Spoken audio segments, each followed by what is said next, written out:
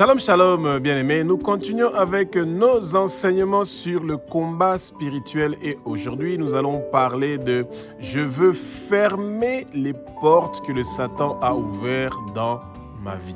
Eh bien, il faut d'abord qu'on essaie de corriger cette pensée-là que les gens ont. Celui que le Satan ouvre des portes dans la vie de quelqu'un. Non, le Satan n'a pas ce pouvoir-là d'ouvrir des portes dans nos vies. Non. Eh bien, ce qui se passe, c'est quoi? C'est qu'en commettant des péchés, en faisant des alliances, des pactes, en signant des contrats avec le monde des ténèbres, c'est là où nous, en tant qu'êtres humains, nous ouvrons des portes pour le Satan.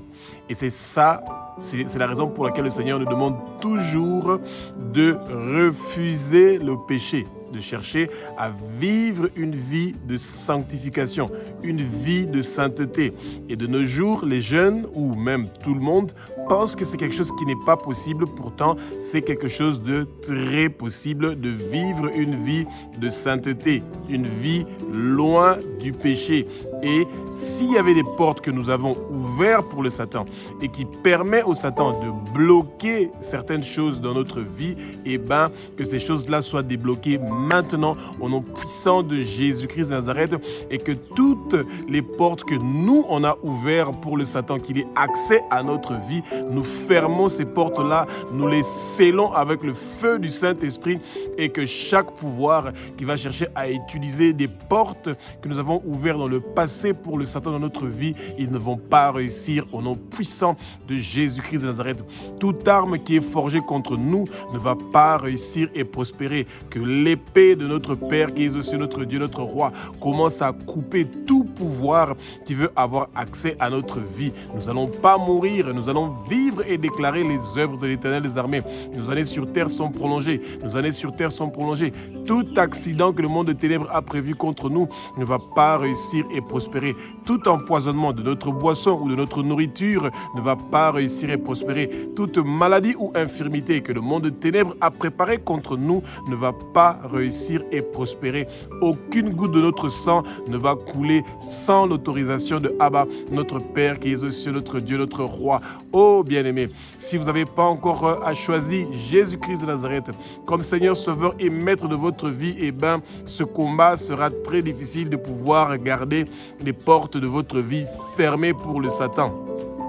La seule personne qui vous donne une garantie que vous allez toujours rester dans sa protection, c'est Jésus-Christ de Nazareth, le Roi des rois, le Seigneur des seigneurs. Et c'est pour ça que vous devez recevoir Jésus comme le Fils de Dieu, comme celui qui a versé son sang sur la croix de Golgotha pour vous et pour toute votre famille. Et c'est ça la force de celui qui a accepté Jésus. Vous êtes co-héritier avec Jésus, vous êtes un enfant de Dieu. Et comme Dieu est notre Père et que nous sommes ses enfants, eh bien Dieu nous protège. Il a dit dans sa parole sainte, dans Psaume chapitre 50 au verset 15, « Invoquez mon nom pendant votre détresse et je serai là. » Et si le Seigneur nous fait cette promesse-là, eh bien, ça veut dire qu'il sera là comme il a promis. Que le Saint-Esprit prenne le contrôle de ma bouche, que ce que je veux dire, que ce ne sont pas des paroles qui viennent de moi, que ce sont des paroles qui sont inspirées par le Saint-Esprit.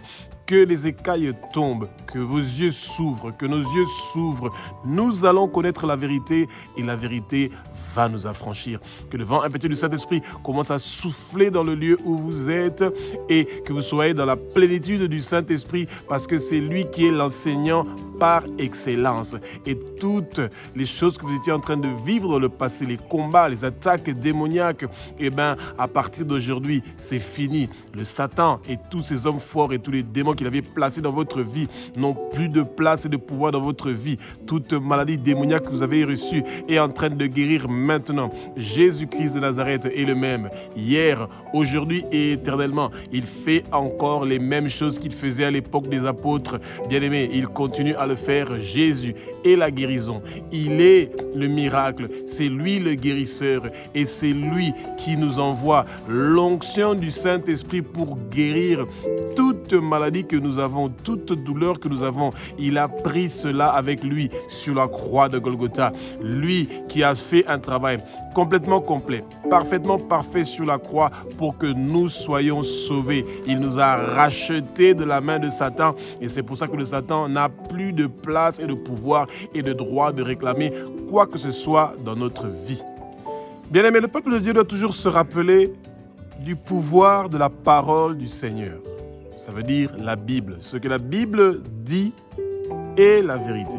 C'est la voix du Seigneur. C'est la voix de Abba, notre Père qui est aux cieux, notre Dieu, notre Roi. Jésus est dans Dieu. Dieu est dans Jésus. Ils font un et nous sommes dans Jésus. Et parce que nous sommes dans Jésus, nous sommes aussi dans le Père et nous faisons tous un. Et c'est pour ça qu'il n'y a aucune porte de notre vie qui doit être ouverte au Satan ou à ses démons ou à ses agents ou aux esprits qui appartiennent au Satan. Ça veut dire que la personne qui a le droit d'habiter en nous, de demeurer en nous, c'est Dieu. Et Dieu le fait par le Saint-Esprit. C'est pour ça que nous demandons volontairement au Saint-Esprit de venir en nous et de habiter en nous et de demeurer en nous. Et le Saint-Esprit, comme son nom le dit, il est saint. Ça veut dire que c'est Dieu qui vient habiter en nous. Et Dieu ne vient pas habiter où il n'y a pas de sainteté. Et il ne s'invite pas lui-même. Dieu veut que nous l'invitons dans notre vie et il veut que nous nous rappelons de sa parole. Et Marc chapitre 16, au verset 17 jusqu'au verset 18 nous dit « Voici les miracles qui accompagneront ceux qui auront cru. Ils chasseront les démons en mon nom. » Bien-aimé, ça veut dire que tout démon, tout homme fort, tout agent du monde de ténèbres que le Satan a planté dans votre vie, a planté dans votre cœur, vous le liez. Nous le lions maintenant et nous le ordonnons, nous le commandons de sortir, de quitter, de partir au nom puissant de Jésus-Christ de Nazareth et nous fermons les portes que nous avons ouvertes au Satan et nous scellons cela et que le sang précieux de Jésus commence à nettoyer toute chose qui a été abîmée dans notre vie et est en train d'être restaurée maintenant au nom puissant de Jésus-Christ de Nazareth. Tout ce qui a été perdu est restitué. Tout ce qui a été détruit est corrigé, bien-aimés. Vous devez ouvrir votre bouche, proclamer, dire, parler, prophétiser sur vous-même et sur vos enfants et sur votre famille. Et c'est ça que le Seigneur veut. Au Marc chapitre 16 au verset 18 dit aussi que nous pouvons demander au Seigneur qu'il impose ses mains sur toutes ces portes-là que nous avons ouvertes pour le monde de ténèbres, pour qu'il ferme ces portes-là et que ces portes-là soient fermées pour le Satan et tous ses agents et pour tous les hommes forts qu'il avait plantés dans notre vie à jamais, bien-aimés, pour que vous puissiez vivre dans la paix et dans la tranquillité. Bien-aimés, quand vous voulez avoir la paix et le repos, il y a un seul lieu où nous pouvons partir, c'est vers le Seigneur. Il dit: venez avec tous vos bagages, avec tous vos soucis, avec toutes vos inquiétudes. Je vous donne le repos. Le Seigneur vous donne le repos. Même si le Satan vous attaque dans les pensées pour vous faire croire que vous n'allez pas recevoir votre repos, c'est faux parce que le Seigneur est le repos. Jésus est le guérisseur. Jésus est la guérison. Jésus est le miracle. Il est le prodige. Et vous voulez absolument être dans cette présence-là. Demandez au Seigneur de se manifester dans votre vie, qu'il manifeste sa présence dans votre vie. Et que votre foi puisse grandir, que vous ayez la foi comme une graine de moutarde, une toute petite graine qui donne un grand arbre. Et bien c'est ça. Le Seigneur veut que la semence qu'il est en train de mettre dans votre cœur, les fruits du Saint-Esprit, que ça commence à se développer et que toute chose qui veut empêcher la croissance, le développement des fruits du Saint-Esprit dans votre vie, que ces choses-là soient effacées par le sang précieux de Jésus et recevez maintenant votre restauration, votre guérison, votre transformation et votre changement au nom puissant de Jésus-Christ de Nazareth. Bien-aimés, la vie chrétienne, vous ne devez pas attendre jusqu'à ce que le Satan vous attaque avec le monde de ténèbres pour pouvoir réagir. La parole nous dit dans Ephésiens chapitre 6 au verset 12, « Nous ne combattons pas avec des gens qui ont la chair et le sang. » Ça veut dire que les êtres humains ne sont pas nos ennemis bien-aimés. Ce sont les esprits démoniaques qui sont nos ennemis. Et donc nous combattons contre les trônes, les principautés, les dominations, les princes des ténèbres, toutes sortes d'autorités du monde des ténèbres. C'est ces gens-là qui sont en train de nous combattre. Et ce sont ces esprits-là qui cherchent à nous pousser vers le péché. Et quand nous commettons les péchés, nous ouvrons des portes qu'ils reçoivent accès. Bien-aimés, et quand ils reçoivent accès, ils détruisent notre vie, ils détruisent notre famille. Et il y a beaucoup de gens qui attendent le jour de votre malheur pour commencer à rigoler et à se moquer de vous. Que toute personne qui attend pour avoir la joie le jour de votre malheur, bien-aimés, nous sommes en train de les lier et nous les déracinons de notre vie et nous les faisons sortir dehors, qu'ils partent dans les lieux arides au nom puissant de Jésus-Christ de Nazareth, et que tout esprit qui vient pour amener la déception, l'amertume, le rejet, la douleur, des maladies dans votre vie, qui reçoit le feu, qui reçoit le feu, qui reçoit le feu. Bien-aimés, vous devez envoyer le feu à tous ces esprits-là qui viennent pour pouvoir détruire votre corps, votre vie, qui viennent pour vous empêcher de pouvoir penser au Seigneur, de pouvoir réussir à prier et d'étudier la parole. Eh bien, l'ennemi ne comprend que le langage de la violence. Et parce que eux, ils amènent un feu pour détruire votre vie, eh bien, vous aussi, vous devez leur retourner leur feu qu'ils sont en train d'amener pour pouvoir briser votre vie. Attention, bien-aimés, vous n'envoyez pas le feu aux êtres humains, aux esprits, pas aux êtres humains. L'être humain est comme vous. Eh bien, Jésus a versé son sang pour lui et c'est pour ça que vous ne devez pas attaquer l'être humain. Vous voulez, en tant que bon chrétien, que tout être humain puisse partir ensemble avec vous au ciel. Parce que quand l'époux viendra, Jésus-Christ de Nazareth, pour récupérer son église, l'épouse, eh ben, il ne viendra pas pour chercher des démons et des esprits. Il viendra pour chercher son peuple, ceux qui ont accepté et qui ont donné leur vie à Jésus.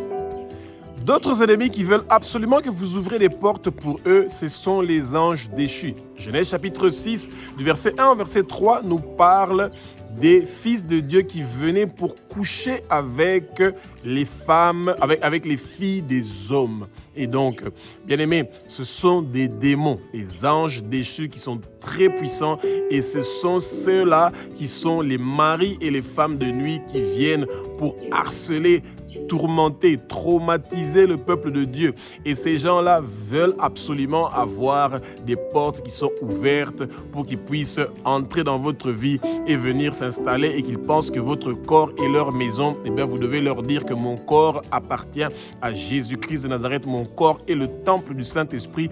Vous avez plus de place et de pouvoir dans ma vie et que tous les esprits de cauchemar, des mauvais rêves puissent vous quitter maintenant au nom puissant de Jésus-Christ de Nazareth. Bien-aimés, vous devez toujours vous rassurer. Quand il y a des choses qui ne vont pas pendant votre sommeil, la nuit, que vous ne réussissez pas à bien dormir, vous avez des problèmes pour avoir le sommeil et que vous ne pouvez pas dormir, vous dormez très tard parce que vous ne réussissez pas à avoir le sommeil et que vous avez peut-être peur d'être visité par des esprits démoniaques, et bien souvent ce sont ces maris et ces femmes de nuit qui viennent pour harceler, traumatiser et tourmenter le peuple de Dieu. Et c'est pour ça que vous devez dire: Éternel des armées, toutes les portes que j'avais ouvertes dans le passé pour les maris de nuit ou les femmes de nuit, je ferme ces portes-là immédiatement au nom puissant de Jésus-Christ de Nazareth. Et ces portes-là sont scellées par le feu du Saint-Esprit.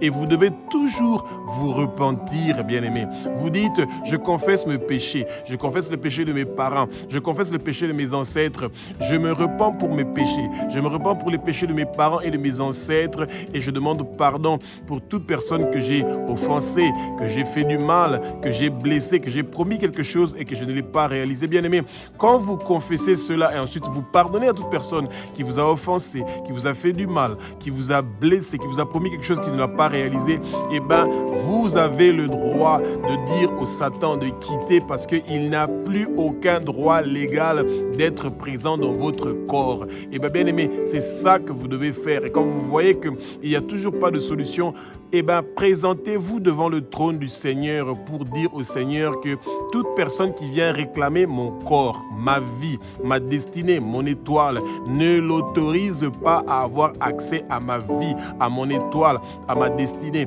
Au nom puissant de Jésus-Christ, bien-aimé, Notre Père attend que nous venons devant son trône pour dire ce que nous voulons. Quand vous avez accepté Jésus comme votre Seigneur, Sauveur et Maître de votre vie, vous avez accès au Père. Utilisez cet accès-là. Venez devant le trône du Seigneur avec assurance et il va vous écouter. Et si c'est cela sa volonté, il va aussi exaucer ce que vous êtes en train de le demander. Et la protection, c'est un père qui le donne toujours à son enfant. Et vous avez toujours le droit de demander au Seigneur de vous protéger. Une autre porte, il y a des portes qui sont ouvertes par vos parents. Donc, il y a des portes qui sont ouvertes pour le Satan par vous-même, parce que vous avez commis certains péchés. Il y a des portes qui sont ouvertes dans votre vie par des péchés qui ont été commis par vos parents, ou des pactes, des alliances, ou des contrats qu'ils ont signés avec le monde de ténèbres, ou vos ancêtres qui ont signé des pactes ou des contrats ou des alliances avec le monde des ténèbres, bien-aimés.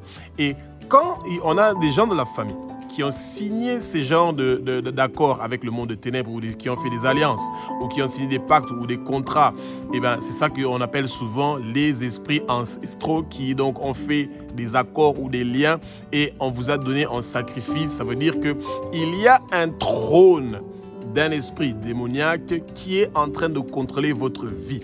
Et ce trône-là, quand vous avez reçu Jésus, ce trône n'a plus de place dans votre vie, bien-aimé. Vous devez ouvrir votre bouche et dire, Seigneur, tout trône qui a été établi dans ma vie, pour contrôler ma vie, pour la manipuler, pour détruire ma vie, je suis en train d'envoyer le feu du Saint-Esprit pour que ce trône-là soit brûlé et il n'y a aucun trône qui a une place dans ma vie. Toute arme qui a été forgée contre moi ne va pas réussir et prospérer. Pourquoi vous devez dire cela? Parce que, bien aimé, quand vous chassez ce trône-là, ces dominations, ces principautés, ces puissances de ténèbres, des fois, ça ne sera pas seulement avec quelques prières. Des fois, vous serez obligé de prendre quelques bonnes journées de jeûne pour pouvoir chasser ces trônes-là qui se sont établis et qui se sont enracinés dans votre vie, bien-aimée.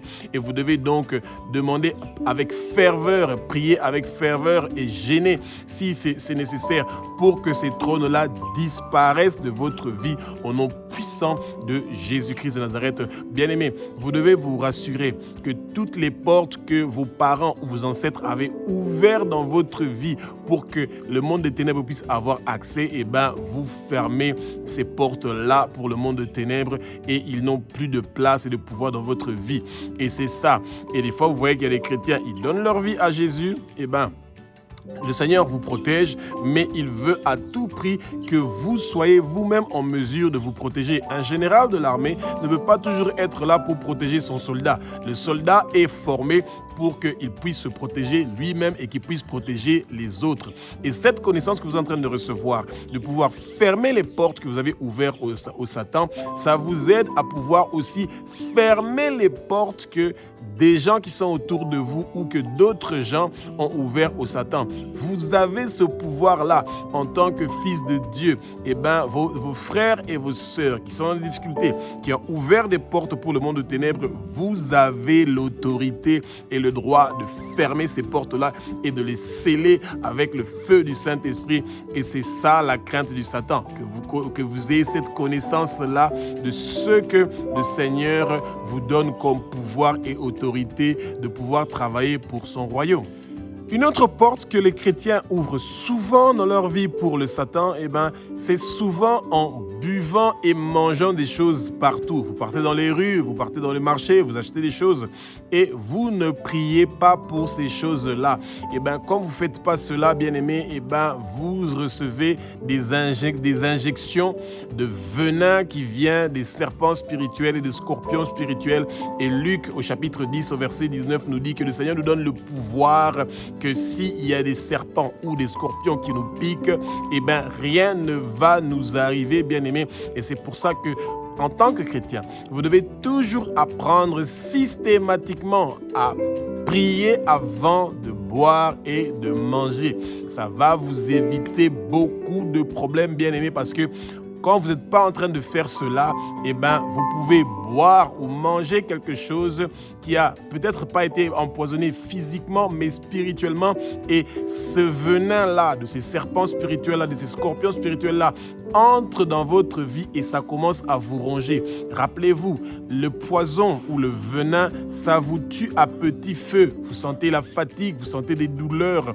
Et tout ça, c'est parce que les chrétiens ne prennent pas le temps pour prier avant de manger ou de boire. Vous devez toujours boire ou manger avec action de grâce. Vous priez, vous sanctifiez, vous demandez que le sang précieux de Jésus puisse purifier et sanctifier cette nourriture-là que vous allez boire et manger. Bien-aimé, celui qui a des oreilles, écoute, ça va vous éviter beaucoup de problèmes dans votre vie et c'est très important.